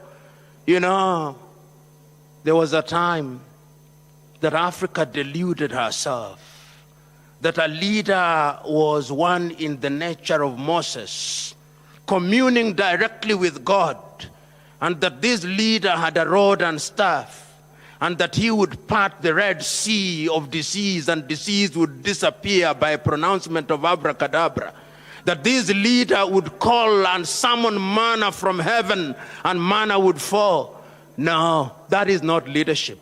Leadership is all of us, each one of us, in our little villages. The great American Ralph Waldo Emerson was right when he said, when we want the world to be clean, don't complain about the dirt in the world. Sweep your front yard and let your neighbor sweep their front yard. And lo and behold, when we have all swept, the world will be clean.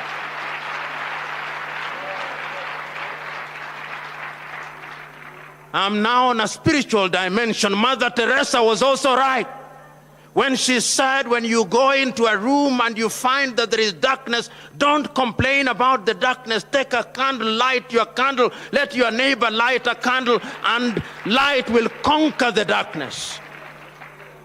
You know, I've been asked to give a concluding keynote address, not to preach and pontificate.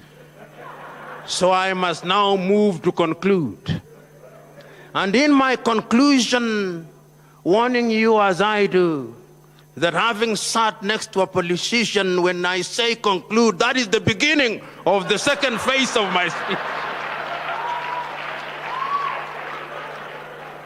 But let me conclude by saying the following. Welcome back, and we apologize for that long break. It was supposed to be short, but you know what? We are back, and let's just go through what is remaining on the show for the next couple of minutes, and then we can finish at the top of the hour. And of course, earlier on, I'd mentioned that South Africa is going for its election today. Actually, polls open today in South Africa as voters elect lawmakers in a process that will ultimately lead to the choosing of president by the next General Assembly. And as it is right now, reports just reaching us is that President Cyril Ramaphosa has just casted his vote in this year's election. And remember, there's been a lot of anger over corruption when it comes to towards the African National Congress, that is the ANC, a party that has led South Africa since the end of apartheid, and that is about 25 years ago. And today, the most the parties that are to look for in today's election, of course, outside of the ANC, is together with DA, the Democratic Alliance, that is led by the first black leader of that party that was appointed in 2015, Mr. Mmusi Maimane, as well as the Economic Freedom Fighters, that it's led by Mr. Julius Malema. And so on today's elections, 48 parties are participating, and 19 more parties compared to the elections they had in 2004. And earlier on, I'd just gone through some African stories, and we saw that the United Nations has warned Cameroon's president that it needs to really work fast on a deal that will see the end of the crisis in the Ambazonia region, the Anglophone region, and they gave a very stern warning, and that violations by Mr. Biya security forces are unlawful and counterproductive to finding a lasting peace in parts of Cameroon and indeed the Ambazonia region. And something else also I mentioned earlier, that a separatist group in Ghana say they will declare an independent state on Thursday. That is tomorrow, if the national government fails to release some of its leaders arrested on Sunday. This is a story, I think I've carried this story about 2 times this year, and this separatist group in Ghana, it's not very evident what is it, the ideology that they're trying to put out there in Ghana, and what really makes them want to form another country outside of the Ghana we know. And they're saying the leaders were arrested, 9 of the leaders were arrested and on Sunday, and of course these 9 people that were arrested could be facing very serious charges of treason and face the death penalty if found guilty. So they were arrested on Sunday. Of course, they want to secede. They want to separate from Ghana. I do not know. I don't understand the ideology. And maybe in our next bulletin, I'll come with more details. And so the leaders were arrested on Sunday, and they're saying should the government fail to release them by tomorrow, then they're going to declare their independent state on Thursday. People joke with peace so much. Like, you know. So we'll see how that will play out. Thursday is, of course, tomorrow. And, of course, still in Benin, after the controversial elections that happened about 2 weeks ago, where only 2 parties were able to participate in the elections, and 5 parties, opposition parties, were locked out due to some reasons that were not very convincing to the opposition party. So basically, there was no opposition in the just concluded Benin elections that happened 2 weeks ago, and only 2 parties participated, and these 2 parties were seen to be loyal to the president. And so there has been some bit of unrest in Benin town, and just yesterday, a number of soldiers remained stationed outside the house of former Benin's President Mr. Thomas Boni Yayi in Cotonou. This comes days after deadly force was used against opposition protests who had gathered close to his home. So opposition is not very pleased with how the voting turned out in Benin, and the fact that the leaders were not allowed to be on the ballot paper in this year's Benin's election. And also this year's election in Benin also marked the lowest turnout in the country's election process, with only 27% of the voters registered to vote. Those are the only 27% only turned out for voting on that day. So that also tells you that the country is divided, and of course, when only 27% of the electorate of the people who have been registered to vote turns out, then that is a very serious indictment to the sitting government. So I believe I want to think that this unrest in Benin is something that even the African Union are monitoring very closely, and other bodies, and so should not be allowed to escalate out of hand, because you know what happens, and a lot of African countries are tired of getting in and out refugees because of some of these situations that can be avoided in a lot of countries. Hosting refugees is expensive, and having people lose their lives is expensive. So I think in Benin, a resolution is to be found very soon. And of course, the opposition are demanding for a new election, and the president is not listening to that. It does not even care on what the opposition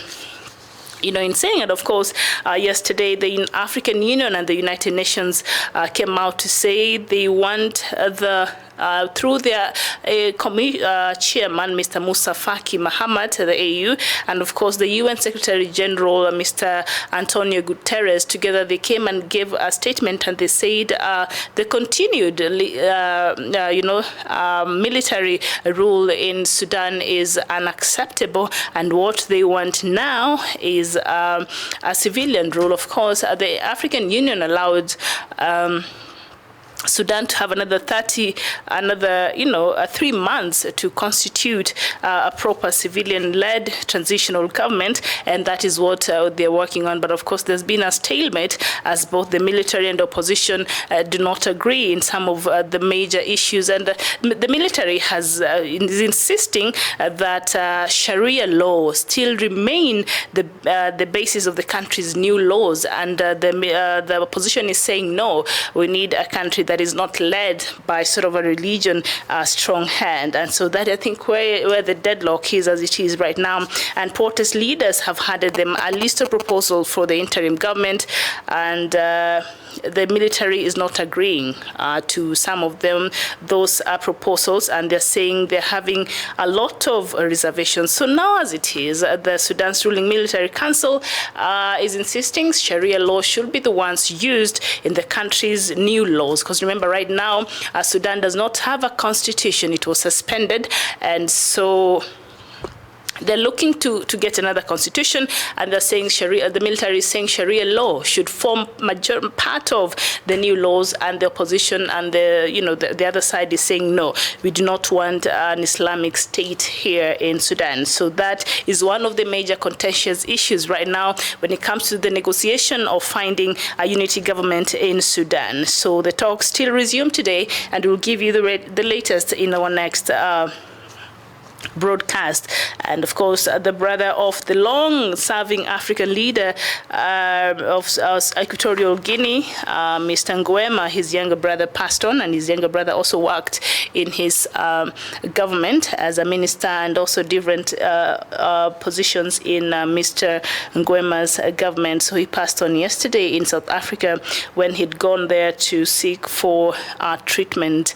And of course, our main topic today was what is failing the peace process, and I think I will just leave that for now, and we perhaps discuss it in depth with the presidents, with Dr. David Matsanga in maybe in the afternoon show, or even perhaps tomorrow in the morning. We might look at it because there are a lot of details and a lot of questions I would have wished to ask him, but he had to take care of a few things very urgently.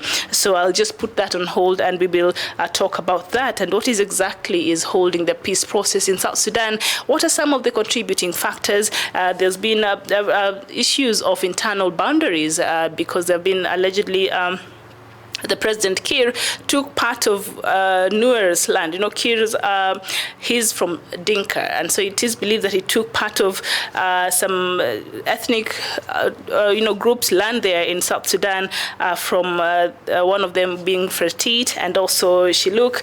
And so these two tribes sort of joined Nuer, which is Mr. Mashar's tribe, to fight against Mashar. So internal boundaries and land issues is also one of the prominent matters that really is putting this peace deal in South Sudan at stake. And if such things are not really resolved, then perhaps finding a peace deal in South Sudan might just be a mirage. So those are just some of the issues we look at. The next time we discuss that, the peace in South Sudan, what is failing the whole peace process? And so very disturbing news I read somewhere in the morning. Let me just go through it.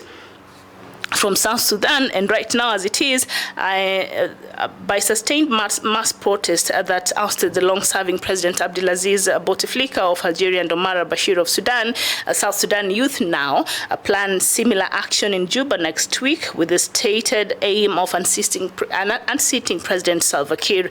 In a mobilization that is gathering pace on social media, the youths plan to turn out in Juba on May 15th and 16th to launch a national-wide protest against the government, which they accuse of failing to restore permanent peace and stability in the war-torn region, in the war-torn, of course, state.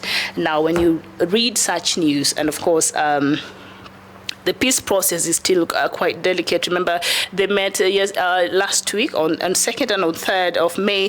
IGAD led a meeting to review the peace process and see how far it is, and if it was possible even to, because it was supposed to be happening on May 18th. The unity government was supposed to be formed then, but as it stands right now, there are no structures in place that Mr. Machar feels safe enough to come back in Juba and to start the unity government.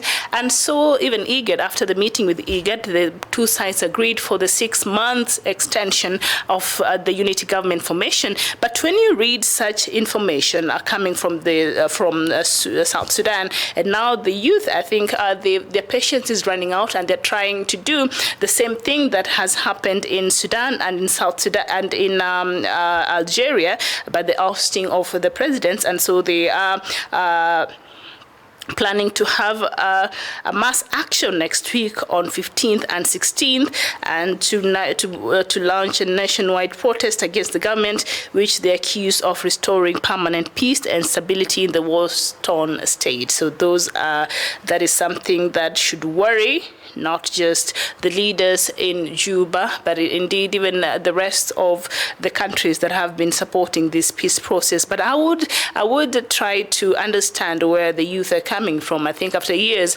of putting their lives and putting their hopes in these leaders, and they feel that like this peace process is taking just a little bit too longer, and their patience is quickly running out. And so now they're seeing what the events that are happening in Sudan. Now they feel perhaps this could be their only way out, that maybe could push these leaders to find a lasting peace solution for South Sudanese, or just a way forward, so that maybe this unity government implementation stops being postponed day in day out. Remember this, the last peace agreement was signed last year in September, and it was expected to be implemented this year on 18th. The unity government was supposed to be, formed this month, actually on 18th, but it has failed, and so there's been an extension of 6 months, so that is until 18th of November, and we can see that has begun to cause a bit of agitation with the young people in South Sudan, and now they're calling for mass protest, and this has been happening in social media, in case you've been following,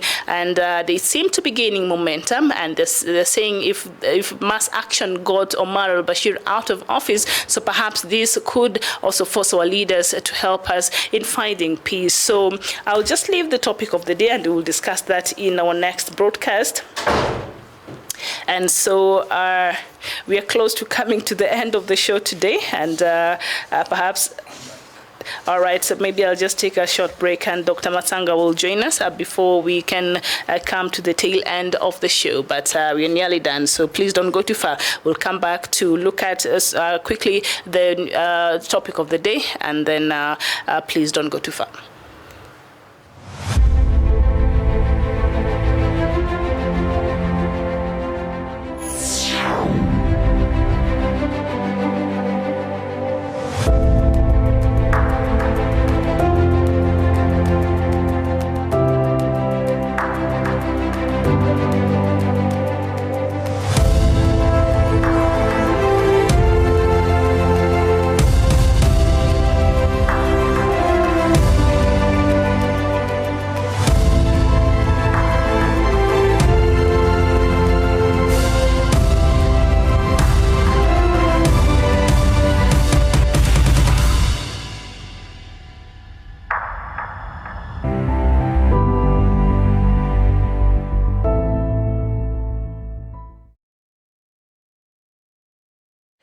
Welcome back, Dr. Matsanga.